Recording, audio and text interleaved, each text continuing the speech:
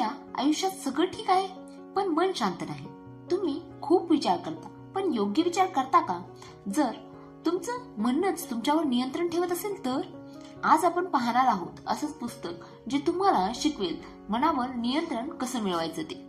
नमस्कार मित्रांनो, स्वागत आहे तुमचं बुक लॅब मराठीमध्ये, जिथे पुस्तकांमधील ज्ञान आपण सोप्या आणि प्रभावी मराठीत समजून घेतो. चला तर मग आजचं पुस्तक उघडूया. आजचं पुस्तक आहे थिंक लाईक अ मंक, जय शेट्टी यांचं. जय शेट्टी हे पूर्वी 3 वर्ष भारतात मंक म्हणून राहिले. त्यांनी आश्रमात राहून साधं शिस्तबद्ध जीवन जगलं. त्या अनुभवातून त्यांनी जे शिकलं तेच या पुस्तकात आधुनिक भाषेत सांगितलं आहे. हे पुस्तक 3 भागामध्ये विभागलेलं आहे, लेट गो, ग्रो आणि गिव्ह. हे पुस्तक यशाबद्दल नाही तर हे पुस्तक मन जिंकण्याबद्दल आहे. या पुस्तकातील पहिला पार्ट म्हणजेच लेट गो करणे. यातील पहिला मुद्दा आहे आयडेंटिटी.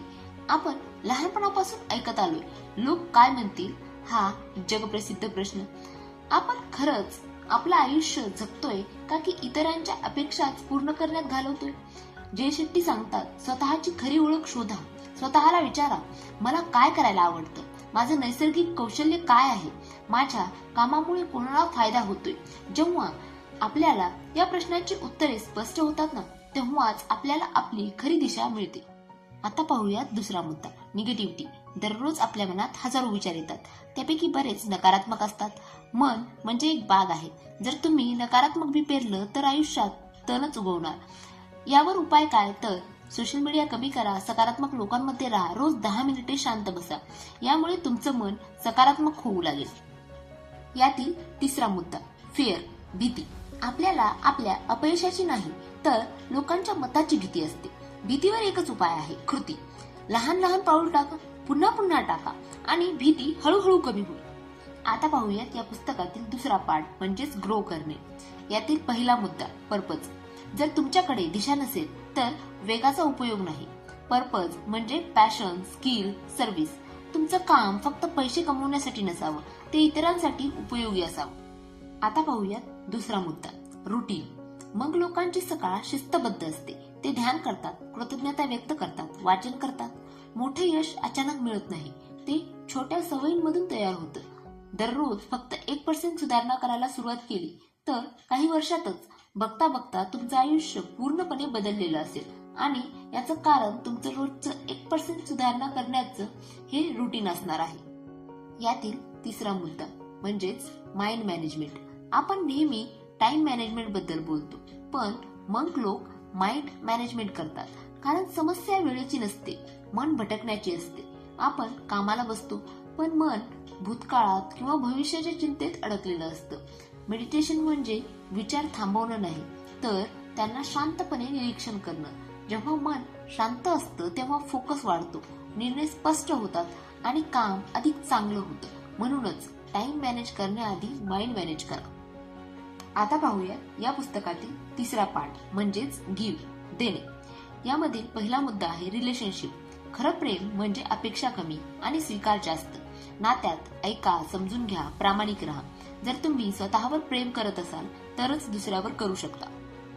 यातील दुसरा मुद्दा, सर्व्हिस.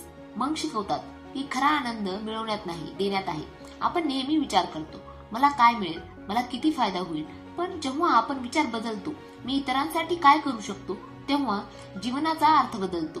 जेव्हा आपण कोणाला मदत करतो, कोणाचं ऐकून घेतो किंवा छोटंसं चांगलं काम करतो, तेव्हा फक्त समोरच्याचं जीवन बदलत नाही, आपल्यालाही आतून समाधान मिळतं.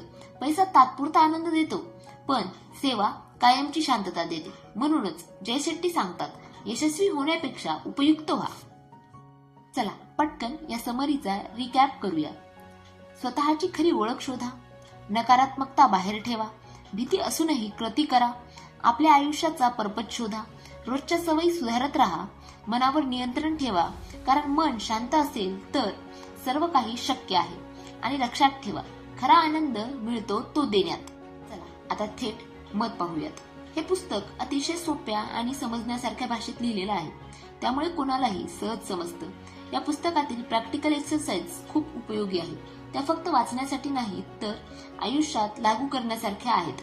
काही ठिकाणी उदाहरण थोडी रिपीट झाल्यासारखी वाटतात, पण त्यामुळे पुस्तकाचा मुख्य संदेश अधिक स्पष्टपणे समजतो. सेल्फ ग्रोथ किंवा स्वतःमध्ये सकारात्मक बदल घडवण्याची सुरुवात करणाऱ्यांसाठी हे पुस्तक नक्कीच वाचण्यासारखं आहे. माझ्या मते या पुस्तकाला 5 पैकी 4 स्टार द्यायला हरकत नाही. जर तुम्हाला आयुष्यात शांतता आणि स्पष्टता हवी असेल तर हे पुस्तक नक्की वाचा.